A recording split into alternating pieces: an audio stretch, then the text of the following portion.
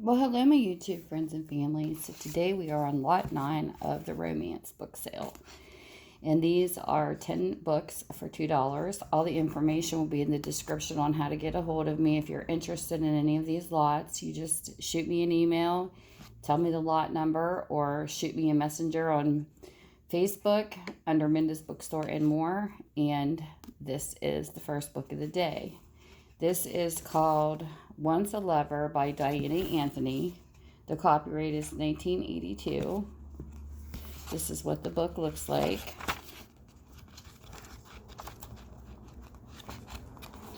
And it says, if he weren't blind, do you think he would have settled on me? Lonnie Brown was an accomplished artist, but she lived her life in the shadow of her sister's startling beauty.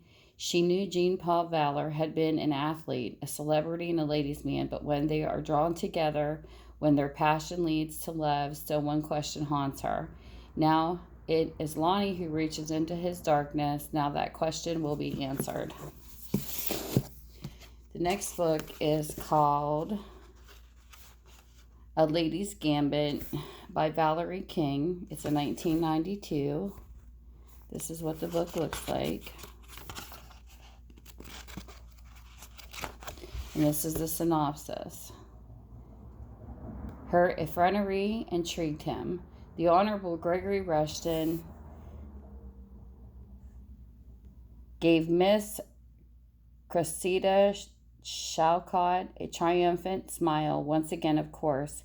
He had deftly thwarted her clever attempts to inveigle his innocent young ward into a highly unsuitable match with her flighty sister. As one of the town's most sought-after figures, Rushton considered himself an extremely worldly gentleman, far too wise to be dazzled by Miss Shallot's saucy wit and most attractive person.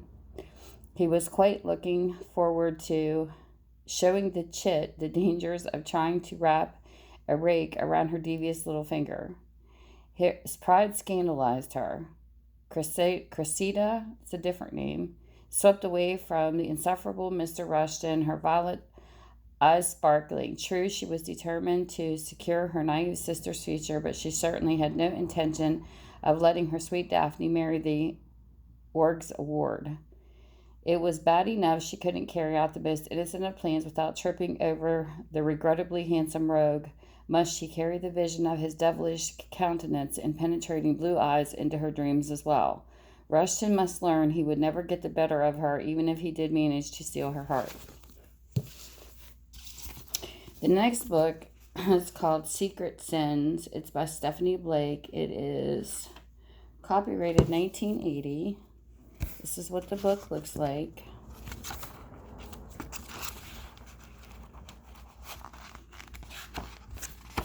And this is what it says. Secret Sins. For 3 generations, the Tate women had carved out empires, built dynasties, and left in their wake a reckless trail of wicked rogues and heartbroken lovers. Yet there was something bizarre, about these 3 women named Mara. They were united by a strange, uncanny bond, a secret legacy that goes beyond blood and vow. The power of this legacy will be visited on the last of the Tates, a woman of dark mystery, great wealth, and burning passion. This Mara becomes mistress to president, glittering celebrities, and captains of industry. Blindingly beautiful, scorchingly sensuous, she is most temptuous of the Tates. But all of her life, Mara is haunted by her eerie heritage. A supernatural force that reaches to her from beyond the grave leads her back through time to the lives of her mother and grandmother into the great unknown.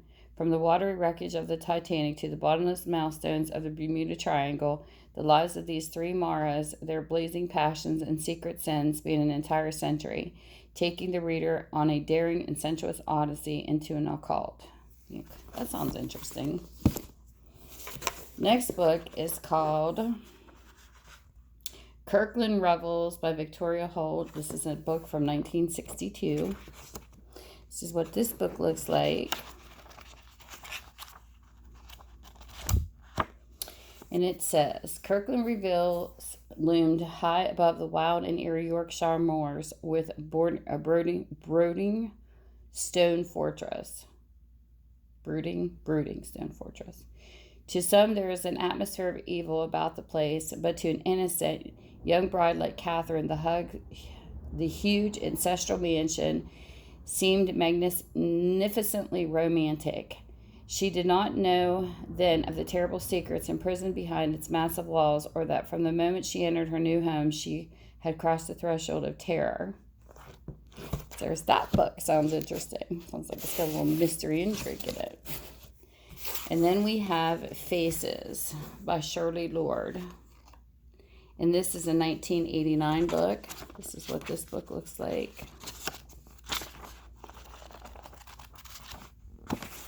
And this book says, Joe and Alexa Shepard were born to a glittering world of high fashion, fast sex, saleable beauty, and good fortune, a world they took for granted, until their mother's desperate quest for rejuvenation ended in tragedy. The legendary supermodel disappeared from a secret clinic, supposedly the victim of a car accident, but Joe and Alexa wanted to know the whole truth about their famous mother. They were determined to penetrate their glamorous, dangerous world, risking everything, rocketing to fame, exposing deception, scandal, and treachery by those closest to the heart. The next book is called, and I think this is a really good author too. I think I've read her before. This is Vermilion by Phyllis A. Whitney. This is a 1981. This is what the book looks like. And this is what it says. When Lindsay received this chilling anonymous note, she had to go to her father's Arizona home to learn the truth about his sudden death and about her own past, a past her father would never talk about. She also had to discover anew her feelings for her sister's husband, Rick. As a child, she had adored him. Now as a woman, she had to risk seeing him again and seeing the sister who had always hated her. This book is called Engraved and Evil by Paula Minton. That's what this book looks like. It is a 1965. The Two Castles.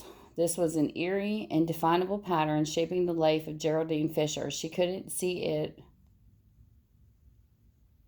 or touch it, but as strange events surrounded her, she knew it had to be there. The castle in Switzerland was monumented, towering, seemingly ageist, but instead of an expected joy of blissful romance, it held bitter disappointment for her. Then, widening her search bore fruit, and she learned it cultivated secrets of her past, who her father had been, how he had died, shocking tragedy, what mysterious legacy had left her. But the enigmas were solved only to lead her into other deeper ones. The trail she followed ended in another castle hallway around the world, a castle that could have been a replica of the other, and that held the final soul-wrenching surprises as well as a long-sought key to genuine, fully requited love. Sounds like a good story, too. Okay, then this one here is called Passion's Paradise by Sonya T. Pelton. This is a 1981 book. And this is what it looks like. A big, thick one. As the beautiful, fair-haired Angel Sherwood sailed from England to Louisiana, she sensed that her identity flowed with the rough waves of the ocean.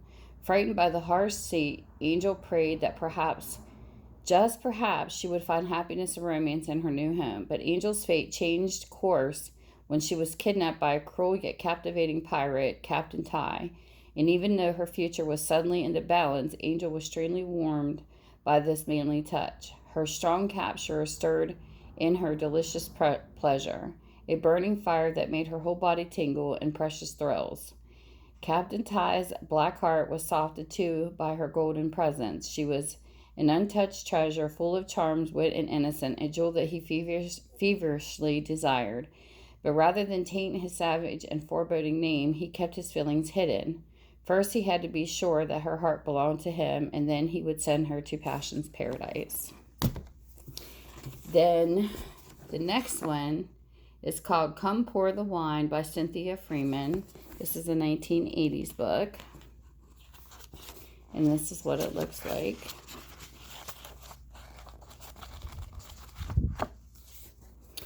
She toasted life and drank to love until the wine turned bitter and she had to begin once again. From the Kansas heartland to Manhattan's gilded towers, here is the triumphant saga of a woman torn between a new love, old attachments, and a family in search of its roots. Janet Stevens, Vogue supermodel, loving wife and mother, until her perfect world shattered and she had to pick up the pieces one by one. Bill McNeil, every woman's dream, Janet's nightmare, the man she thought she couldn't live without. Alan Bloom, he had passions, patience, and the key to the past she could no longer deny. Nicole McNeil, she was her mother's guide to the promised land and the first to embrace her forefathers' faith. And then the last book we have is called Blood and Dreams by Leslie Walker. This is a 1981 book. This is what it looks like. And this one says, New Orleans, guilty city of opulence, booming industry, voodoo love rites, corrupt politicians, and proud landed gentry of riches and diversity beyond the dreams of men. Edmund Crozat, handsome tortured aristocrat, heir to proud Creole dynasty, he put his faith in oil and clings desperately to his dreams. Kate Blood, treasured only daughter of an autocratic Irish politician, she burns with desire for the one man who must reject her, Edmund Crozat. Blood and Dream tells a magnificent story of the history-shaking passion, the progress of a powerful dynasty, the heady, exciting decades that launched a nation into the 20th century. So there we go. And thank you guys for spending time with me. Everything will be in the description below. And you guys have a great day. Bye. Mwah.